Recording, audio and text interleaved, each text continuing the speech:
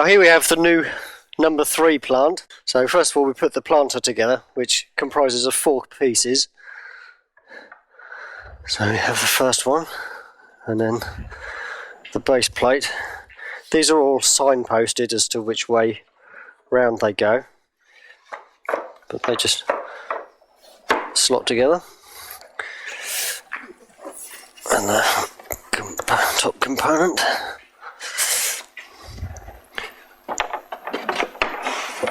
slides in, and then the final part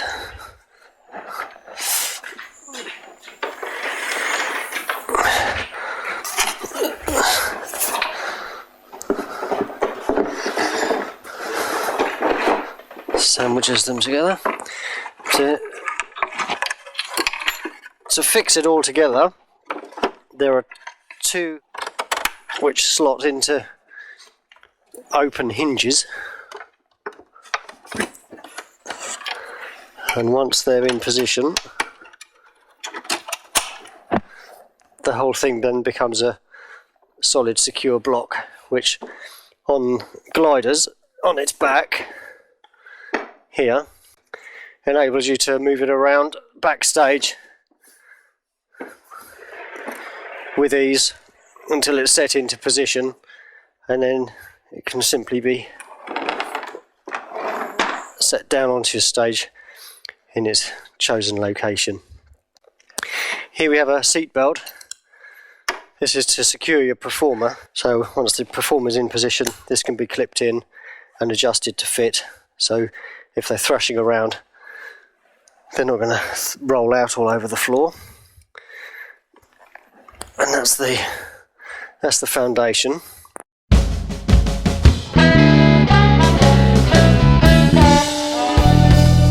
These dungarees, which the puppeteer then wear to disguise their legs. And here we are in the funky dungarees. We have 2 clips at the back marked A and B. There are no footholes. The puppeteer's feet simply go into the furthest extremity, and then once the puppeteer is seated, then they become foliage and they're disguised. The A and B refer to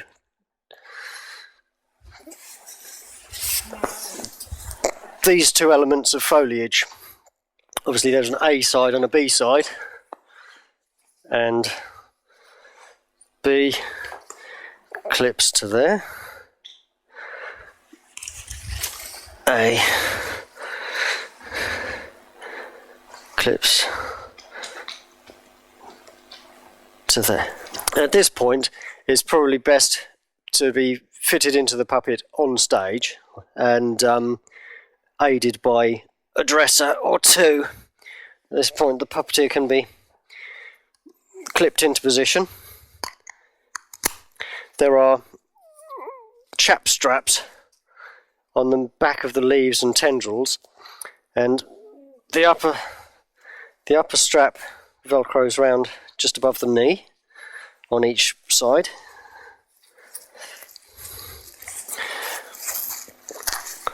The lower strap goes around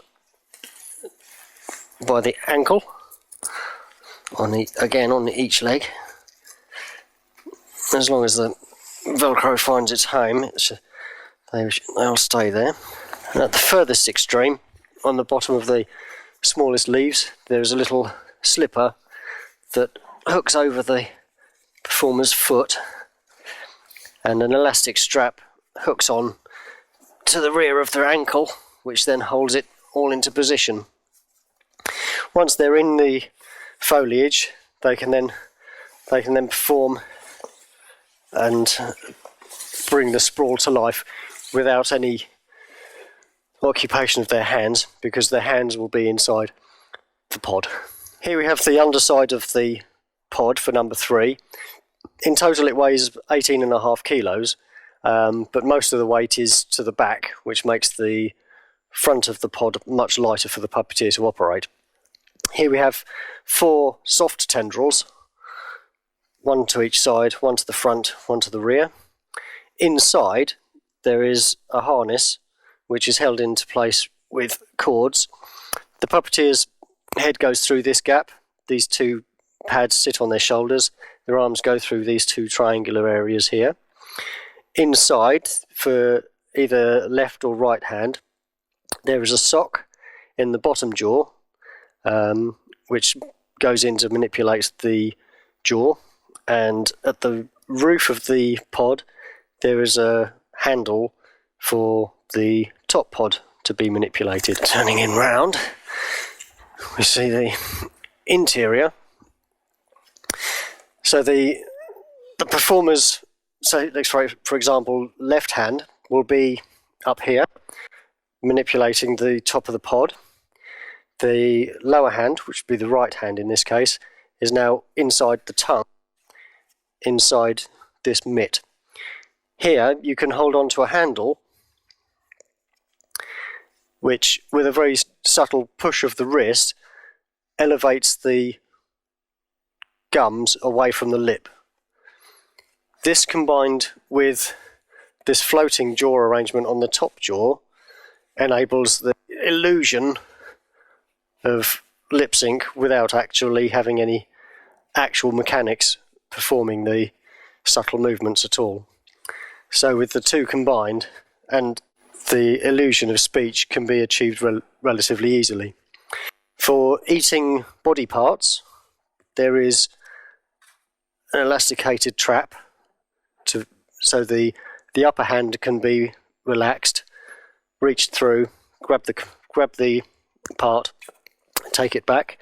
To aid vision, there are gauzes here at the back of the throat, here all around the head.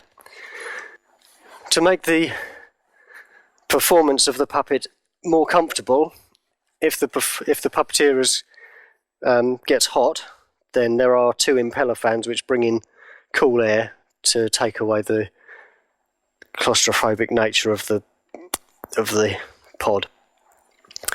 So the application of this pod is best done with one or two dressers onto the puppeteer once they're fitted into the sprawl and seated firmly and securely onto the planter.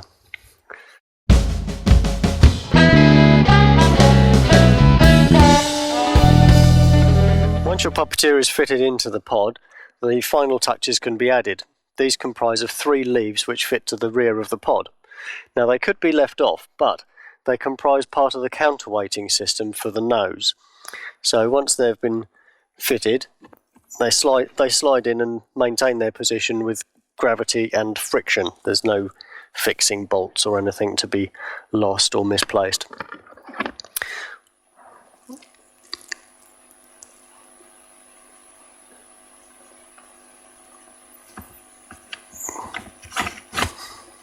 Once they're in, the nose of the puppet becomes a lot lighter to be able to move it around. Now, with the subtle manipulation of the 2 levers, as mentioned earlier, with the upper jaw and the lower jaw, the illusion of lip sync can be achieved. And with careful manipulation and studying of the script, the miming of the words can be approximated for the songs also. So there's the subtle movement, and you've got large movement.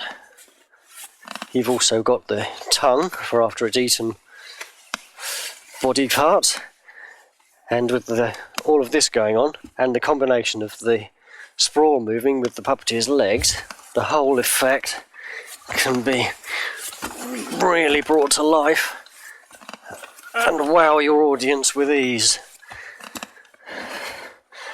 Or individual little nuances, movements can be created. And that is the manipulation of Pod 3.